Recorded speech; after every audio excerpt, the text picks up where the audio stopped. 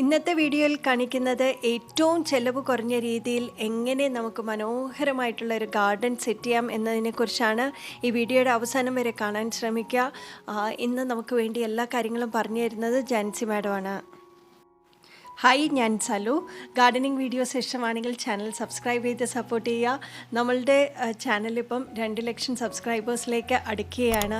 ഈ ഒരു സമയത്ത് ആരെങ്കിലും ചാനൽ സബ്സ്ക്രൈബ് ചെയ്യാതെ വീഡിയോ കാണുന്നുണ്ടെങ്കിൽ ഒന്ന് സബ്സ്ക്രൈബ് ചെയ്ത് സപ്പോർട്ട് ചെയ്യുക. ഹായ് ഡിയർ ഫ്രണ്ട്സ്, എല്ലാവരും സുഖമായിരിക്കുന്നു, സേഫായിരിക്കുന്നു എന്ന് വിശ്വസിക്കുന്നു. കഴിഞ്ഞ വീഡിയോസൊക്കെ കണ്ട് ഇഷ്ടമറിയിച്ചവർക്കും നല്ല നല്ല കമൻസ് രേഖപ്പെടുത്തി പ്രോത്സാഹിപ്പിച്ചവർക്കൊക്കെ ഒത്തിരി നന്ദിയുണ്ട്.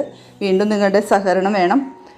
ഇന്ന് ഞാൻ വന്നിരിക്കുന്നത്, നമ്മുടെ വീടുകളിലൊക്കെ നമുക്ക് എപ്പോഴും പൂക്കളുടെ ഒപ്പം തന്നെ ഒരു പച്ചപ്പും കൂടി നമുക്ക് ഉണ്ടായാൽ ഒരു ഭംഗിയായിരിക്കും അല്ലേ. ഒരു പുൽത്തകിടിയും കൂടി ഉണ്ടായാൽ ഒട്ടും സ്ഥലമില്ലെങ്കിലും നമുക്ക് കുറച്ച് മിറ്റുള്ളെങ്കിലും നമുക്കൊരു ചെറിയൊരു ഐഡിയയിൽ നമുക്ക് പുൽത്തകിടി ഉണ്ടാക്കാൻ പറ്റും. അതിന് പുറത്തുനിന്ന് ആളൊന്നും വിളിക്കേണ്ട കാര്യമൊന്നുമില്ല. നമുക്ക് തന്നെ ഒരു ഐഡിയ കിട്ടിക്കഴിഞ്ഞാൽ അത് ഡിസൈൻ ചെയ്ത് കുറച്ച് പുല്ല് പിടിപ്പിക്കാം. അതല്ലെന്നുണ്ടെങ്കിൽ ഇപ്പോൾ തന്നെ നിലത്ത് പടർന്ന് കിടക്കുന്ന പൂക്കളുണ്ടാകുന്ന ഒത്തിരി ചെടികൾ നമ്മുടെ നഴ്സറികളിൽ അവൈലബിളാണ്. അതുപോലെ പലതരത്തിലുള്ള പുല്ലുകൾ അവൈലബിളാണ്.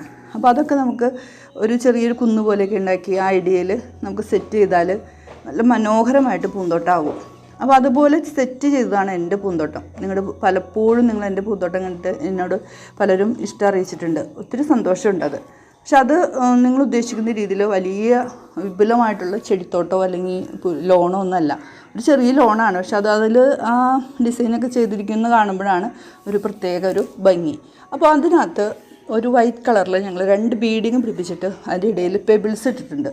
ചെറിയ പെബിൾസ് നമുക്ക് മാർക്കറ്റിൽ മേടിക്കാൻ കിട്ടും, പല തരത്തിലുള്ളത്. ഇത് വാങ്ങിച്ചിട്ടിട്ട് 10ഓളം വർഷമായി. അതുകൊണ്ട് തന്നെ അതിൻ്റെ ഭംഗിയൊക്കെ പോയി തുടങ്ങി, ഫെയ്ഡായി തുടങ്ങി. നമുക്കത് ആസിഡ് ഉപയോഗിച്ച് കഴുകി കല്ല് വൃത്തിയാക്കി എടുക്കാം. അപ്പോൾ അതിന് ഞാൻ ചെയ്തിട്ടില്ല, അത് ചെയ്യണം. അപ്പോൾ ആ പെബിൾസ് ഇട്ട് ആ പെബിൾസിൻ്റെ ഒരു ഭംഗിയും ആ 2 ബോർഡറിൽ വൈറ്റ് കൊടുത്തിട്ട് പൂന്തോട്ടം കാണുമ്പോൾ ഒരു പ്രത്യേക ഭംഗിയാണ്. അപ്പോൾ ആ ഒരു ഭംഗി വരാൻ വേണ്ടിയിട്ട് ആ ബീഡിങ് എങ്ങനെയാണ് പിടിപ്പിച്ചത് എന്ന് അതിൻ്റെ ഒരു ഐഡിയ ആണ് നിങ്ങളായിട്ട് ഷെയർ ചെയ്യുന്നത്. നമുക്ക് കുറച്ച് മുതൽ മുടക്കമുള്ളൂ. നമുക്ക് സ്വന്തമായിട്ട് തന്നെ ഈ സൺഡേസ് അവധി കിട്ടുമ്പോഴോ അല്ലെങ്കിൽ വെറുതെ ഇരിക്കുന്നവർക്കൊക്കെ വെറുതെ സമയം ടൈം പാസിന് വേണ്ടി പോലും നമുക്ക് ചെയ്യാവുന്ന കാര്യമുള്ളൂ. അപ്പോൾ കുറച്ച് വെയിലുള്ള ഭാഗം വേണം നമ്മൾ ഇതിന് തിരഞ്ഞെടുക്കാൻ, കേട്ടോ. വീടിൻ്റെ ഫ്രണ്ടിൽ ലോൺ പിടിപ്പിച്ചിരിക്കുന്ന ഏരിയ, ഈ ഏരിയയുടെ കുറച്ച് സ്ഥലമേ ഉള്ളൂ. നമ്മുടെ വീട് 15 സെൻറ്റ് സ്ഥലത്തിലാണ് നമ്മുടെ വീടിരിക്കുന്നത്. ആ വീട് കുറച്ച് ബാക്കിലേക്ക് ഇറക്കി പണിതതിന് ശേഷം അതിൻ്റെ ഫ്രണ്ടിൽ തന്നെ നമുക്ക് പൂന്തോട്ടവും അതിൻ്റെ സൈഡിലായിട്ട് നിറച്ച് നമ്മുടെ പലതരത്തിലുള്ള ഫ്രൂട്ട്സാണ്. പ്ലാവുണ്ട്, 3-4 തരം മാവുണ്ട്, അതുപോലെ ഒരു തെങ്ങുണ്ട്, പേര, അങ്ങനെ കുറേ കാര്യങ്ങൾ നമ്മൾ ഒരു സൈഡിലായിട്ട് നമ്മൾ ഇതേപോലെ നട്ടുപിടിപ്പിച്ചിട്ടുണ്ട്. അപ്പോൾ നിങ്ങൾക്ക് മനസ്സിലായല്ലോ, 15 സെൻറ്റ് സ്ഥലത്തിൻ്റെ ഉള്ളിൽ ഇത്രയും സ്ഥലം ഏരിയ നമ്മൾ ഇതിനു വേണ്ടി കളഞ്ഞതിന് ശേഷം പിന്നെ വരുന്ന സ്ഥലമാണ് നമ്മൾ ഇതേപോലെ പൂന്തോട്ടത്തിന് വേണ്ടിയിട്ട് മാറ്റി വെച്ചിരിക്കുന്നത്. അപ്പോൾ ഞാനിപ്പോൾ പറയാൻ കാരണം, പലരും നമ്മുടെ പൂന്തോട്ടം ഇങ്ങനെ വീഡിയോയിൽ കാണുമ്പോൾ പറയും ഇത് കുറേ സ്ഥലമുണ്ട്, ഞങ്ങൾക്ക് സ്ഥലം കുറവാണെന്നൊക്കെ പറയും. പക്ഷെ ഒത്തിരി സ്ഥലമൊന്നുമില്ല, കുറച്ച് സ്ഥലമേ ഉള്ളൂ. ഉള്ളത് നമ്മൾ ഇതുപോലെ ഒരു ചെറിയ ഐഡിയയിൽ ഇതേപോലെ സെറ്റ് ചെയ്തെന്ന് മാത്രമേ ഉള്ളൂ കേട്ടോ. അപ്പോൾ കണ്ടല്ലോ, ഗേറ്റ് കടന്നു വരുന്ന ആ വഴിയുടെ സൈഡിൽ 2 സൈഡിലായിട്ട് ആ ഗേറ്റിൻ്റെ തന്നെ വീതിയിൽ വഴി ഇട്ടിരിക്കുകയാണ്. അപ്പോൾ വഴി കുറച്ച് വിസ്താരമായിട്ട് വീടിൻ്റെ അടുത്തേക്ക് വരുമ്പോൾ നമുക്ക് ഇതേപോലെ ആർച്ചായിട്ട് ഡിസൈൻ ചെയ്ത് വെച്ചാലേ വണ്ടികളൊക്കെ വരുമ്പോൾ നന്നായിരിക്കും. അതുപോലെ ഒരു പ്രത്യേക ഭംഗിയായിരിക്കും. അപ്പോൾ ഇത്രയും കുറച്ച് സ്ഥലമാണ് നമ്മൾ ലോണായിട്ട് പുല്ല് പിടിപ്പിക്കാനായിട്ട് മാറ്റിയിട്ടുള്ളൂ. ബാക്കിയുള്ള സ്ഥലം ഇതേപോലെ ഇപ്പോൾ നിങ്ങൾ കാണുന്ന വൈറ്റ് കളർ ഉണ്ടല്ലോ, അത് ഞാനും ഹസ്ബൻഡും കൂടി സെറ്റ് ചെയ്തതാണ്.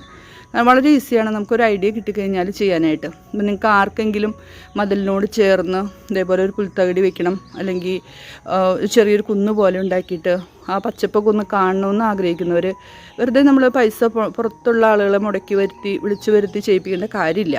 ഞാനും ഹസ്ബൻഡും ചെയ്ത ഈ ഐഡിയ ജസ്റ്റ് നിങ്ങൾക്കൊന്ന് ഷെയർ ചെയ്യാണ്.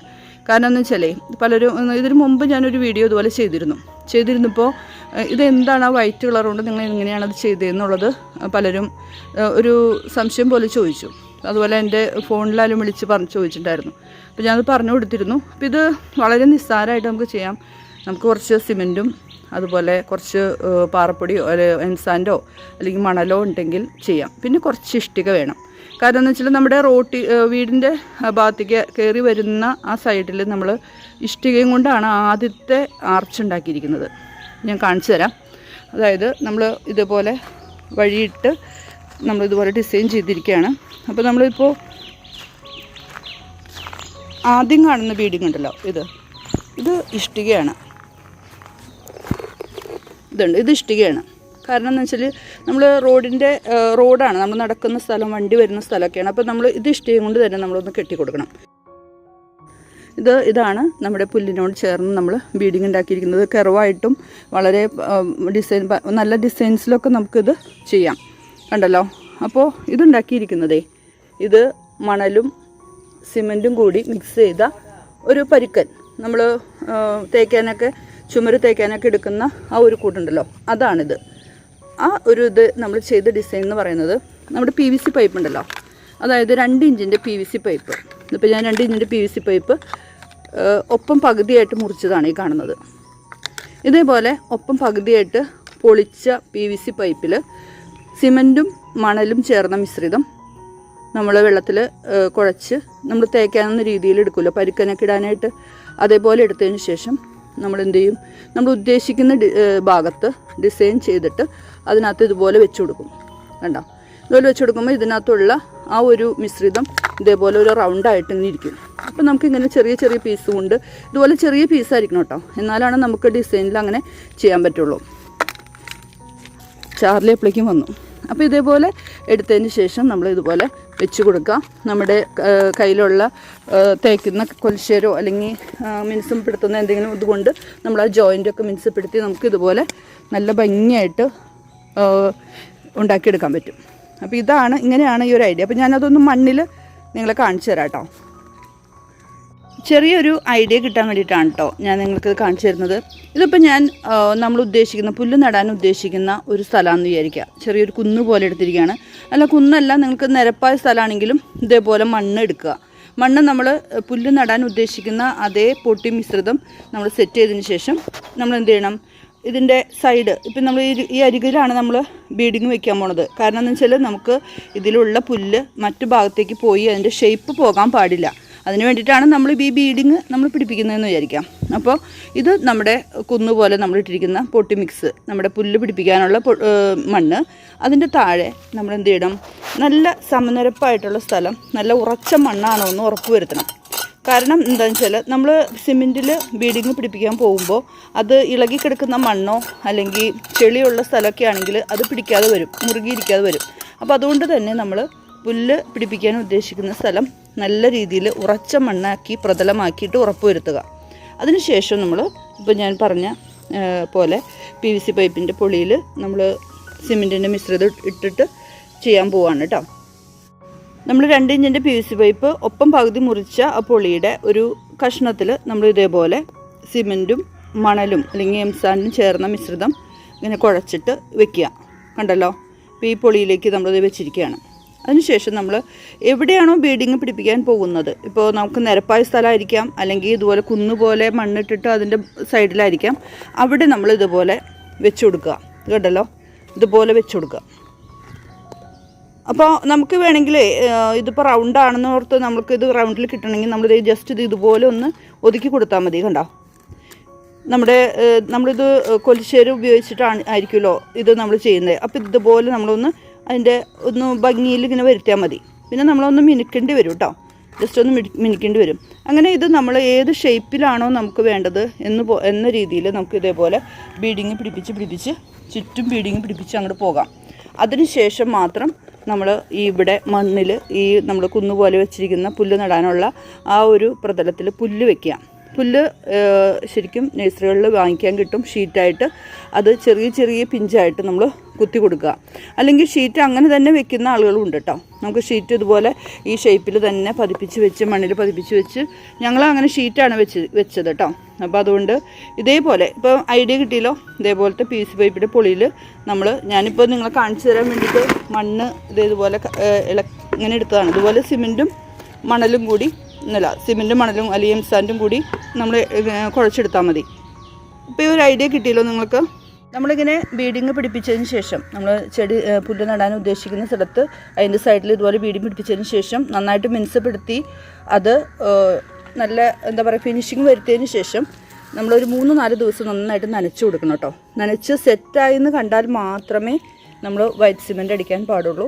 വൈറ്റ് സിമെൻറ്റിനും വലിയ പൈസയൊന്നുമില്ല. നമുക്ക് പതുക്കെ വെള്ളത്തിൽ കലക്കി കുറച്ച് പൊടി എടുത്ത് വെള്ളത്തിൽ കലക്കി നമുക്ക് 1-2 കോട്ട് കൊടുത്താൽ മാത്രം മതി. പിന്നെ മഴക്കാലമൊക്കെ മാറുമ്പോഴാണ് ഇതിൻ്റെ കളറ് മഴക്കാലമൊക്കെ വന്നു കഴിയുമ്പോഴാണ് ഇതിൻ്റെ കളർ ഫെയ്ഡ് ആവുന്നത്. അപ്പോൾ നമുക്ക് എന്ത് ചെയ്യണം, ഓരോ പ്രാവശ്യം അതിൻ്റെ പൂപ്പലൊന്ന് കളഞ്ഞിട്ട് നമുക്ക് വൈറ്റ് അടിച്ച് കൊടുത്താൽ മതി കേട്ടോ. ലോണിലെ പുല്ല് വെട്ടിയിട്ട് അധികം നാളായിട്ടില്ല കേട്ടോ. അതാണ് പുല്ലുകൾ വരുന്നേ ഉള്ളൂ, മുളച്ച് വരുന്നേ ഉള്ളൂ.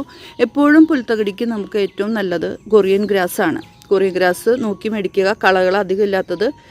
നഴ്സറിയിൽ നിന്ന് വാങ്ങുമ്പോൾ അതിൻ്റെ ഷീറ്റ് വാങ്ങുമ്പോൾ തന്നെ അറിയാൻ പറ്റും നല്ല പുല്ലാണോ എന്നുള്ളത്. കള കയറി ഇരിക്കുന്ന പുല്ലാണോ എന്നൊക്കെ ശ്രദ്ധിച്ചിട്ട് വേണം വാങ്ങാനായിട്ട്.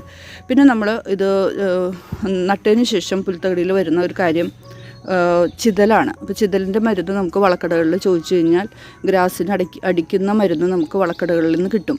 അപ്പോൾ അത് നമ്മൾ ഇതുപോലെ പുല്ല് വെട്ടിയതിന് ശേഷം ഒഴിച്ചു കൊടുക്കാം. അതല്ല പുല്ല് ഇടയ്ക്ക് വട്ടം ചീഞ്ഞു പോകുന്നു ഉണങ്ങി പോകുന്നു കണ്ടാൽ അപ്പോൾ മനസ്സിലാക്കുക ചിതലാണ്. അപ്പോൾ അതുകൊണ്ട് ചിതലിൻ്റെ മരുന്നും നമുക്ക് വാങ്ങാൻ കിട്ടും. അപ്പോൾ അത് ഞാനിപ്പോൾ പേര് പറയുന്നില്ല, ഞാൻ പലതരം മരുന്നുകൾ യൂസ് ചെയ്യാറുണ്ട്. അത് നമുക്ക് ഏതെങ്കിലും വളക്കടകളിൽ ചോദിച്ചാൽ അപ്പോഴത്തെ അവിടെ അവൈലബിൾ ആയിട്ടുള്ളത് അവർ തരും കേട്ടോ. ഏതായാലും കുഴപ്പമില്ല, ചെതലിനുള്ള മരുന്ന് കേട്ടോ. അപ്പോൾ ഇങ്ങനെ നമ്മൾ ഈ ഇത്തരം പുല്ലുകൾ മതിലിൻ്റെ സൈഡിലൊക്കെ വെച്ച് പിടിപ്പിച്ചാൽ പ്രത്യേക ഒരു ഭംഗിയാണ്.